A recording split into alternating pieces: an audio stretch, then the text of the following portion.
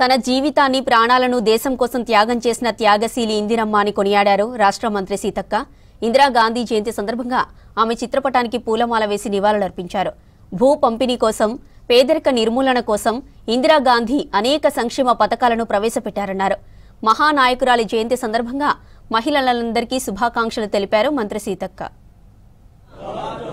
వారి యొక్క త్యాగాన్ని దేశ ప్రజల కోసం, పేదల అభివృద్ధి కోసం, పేదలకు భూములు పంపకం చేపట్టడం కోసం, పక్కా ఇల్లు నిర్మించడం కోసం అనేక సంక్షేమ కార్యక్రమాలను తీసుకొచ్చి పేదల జీవితాల్లో వెలుగు నింపినటువంటి మహానాయకురాలు ఇందిరమ్మ గారి జయంతి సందర్భంగా మహిళలందరికీ కూడా శుభాకాంక్షలను తెలియజేస్తా ఉన్నాం.